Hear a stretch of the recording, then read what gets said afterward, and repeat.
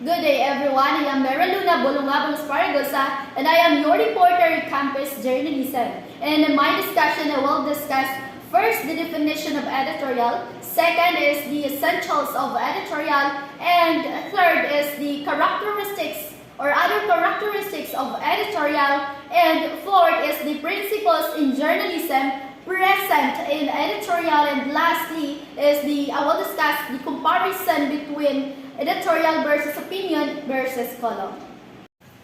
A more comprehensive definition of an editorial is, it is a concise expression of facts and opinions, or an analytical interpretation of significant and timely topics or issues.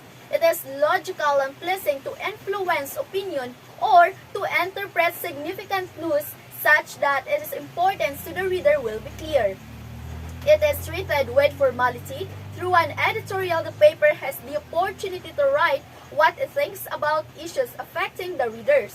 Therefore, editorials are meant to influence public opinion, promote critical thinking, and sometimes cause people to take action on an issue. In essence, an editorial is an opinionated news story, and it is usually unsigned or without a byline. These are the essentials of editorial. First, it should be based on an issue. Such issue should be timely and should have a high degree of sensibility and relevance to the public. Second, there should be a group or a cluster of lines analyzing a given issue. And third, there should be a stand. The identified group should have a position in regards to a certain issue. And lastly, there should be pieces of evidence, and specific pieces of evidence to support the claims or the stand of the publication in regards to a certain issue. So these are the other characteristics of an editorial. First, it follows a pattern. An editorial is an essay like a feature story. This means that the editorial article should bear an introduction, body, and conclusion. Second, it simplifies an issue. So it means an editorial is an objective explanation of the hottest issue within the coverage of the paper's release. Hence, it usually simplifies the complex issues by eliminating extraneous parts of the news. In other words, it puts the news in its proper perspective. Fourth, it shows evidence delivered in a professional and formal manner. Formality encompasses the use of the language and the style of argumentation. Good editorials engage issues, not personalities. It refrains from name-calling or other petty tactics of persuasions, like stereotyping, ad hominem, and vacuum, and others. Feature writing bears a set of loosely rules in the use of the language. That is, the writer may expound the idea by creating creative language. In contrast, editorial writing is direct to the point and yields a serious tone. Fifth, it offers alternative solutions. One prime function of editorials is to effectuate change in others' belief and stance. The editorial does this by offering a suggestion to remedy and the problem or issue being criticized. Because anyone can grip about a problem, but a good editorial should take a proactive approach to making situation better by using constructive criticism and giving solutions. And lastly, it offers a solid and concise solution. Towards the end of editorial often lies the powerfully summarized opinion. In other words, it gives the readers an unforgettable punch that they can live by. Now, let's proceed to the functions of editorial. First, explain or interpret. Editors often use editorials to explain the way the newspaper covered a sensitive or controversial subject. In a school setting, the publication may explain new school rules or a particular student body effort like a fund drive. Second, it criticizes or it critiques. As discussed, editorials constructively criticize actions, decisions, or even situations, while providing solutions to the problem identified. The purpose of doing so is to get readers to see the problem and not the solution. The third function of editorial is that to persuade. An editorial primarily aims at driving the readers to crusade with the paper's stand. Take note that in journalism, it is viewed as an effectuate change or to effectuate a change. Hence, the paper's task being in the realm of journalism is to encourage others to take a specific positive action. And the fourth function is that to praise. Editorials are also used to commend people and organizations for having contributed something to champion progress, development, and peace. In the context of a campus paper, editorials may praise the initiative of the student body to raise funds for the erection of, for example, a new dormitory. This time, let's discuss the principle of journalism applicable to editorial. First, we have the truth and accuracy.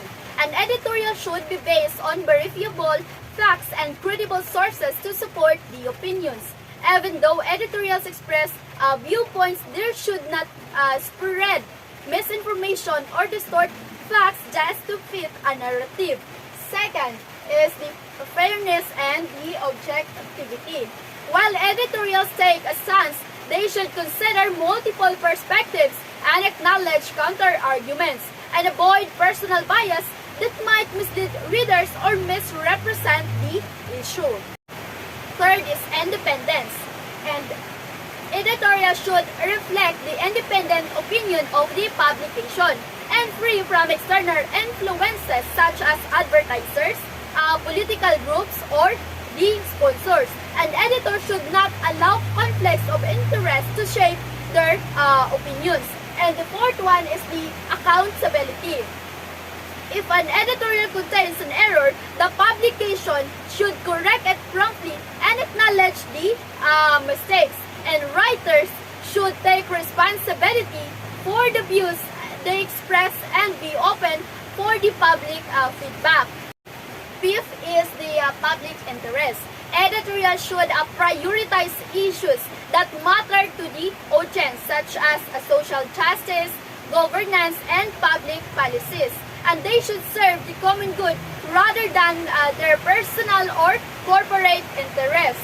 And sixth, we have the ethical responsibility.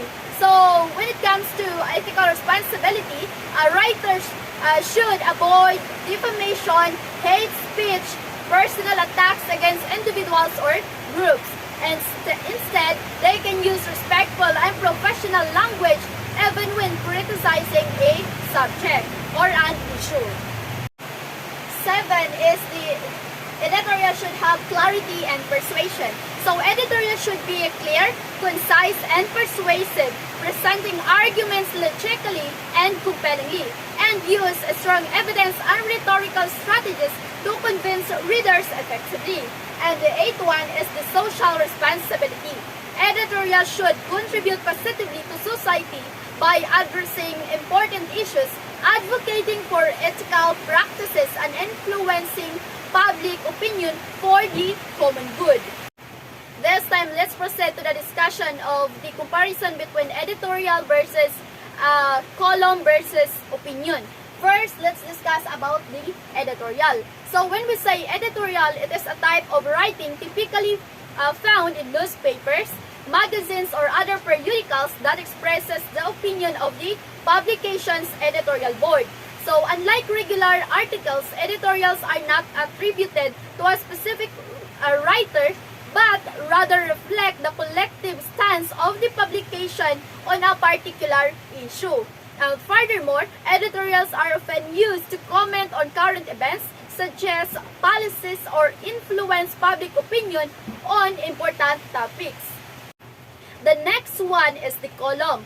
So, when we say a column, a recurring article written by a specific writer known as a columnist that is published in a newspaper, magazine, or online platform. So, unlike editorials, which reflect the views of an editorial board, columns represent the personal opinions and perspectives of the individual columnist. And columns often explore topics of interest to the publication's readers, such as politics, culture, personal advice, or social issues and can be more informal and conversational when it comes to its tone. However, when we say opinion, it is a personal belief, feeling, or judgment about something. So it is often based on an individual's experiences, preferences, or interpretations. Opinions are subjective, meaning they can vary from one person to another person and aren't universally verifiable, because a subjective view might be true for some but not true for everyone. And that's all for today, everyone. I hope you learned a lot in my discussion. So thank you for listening.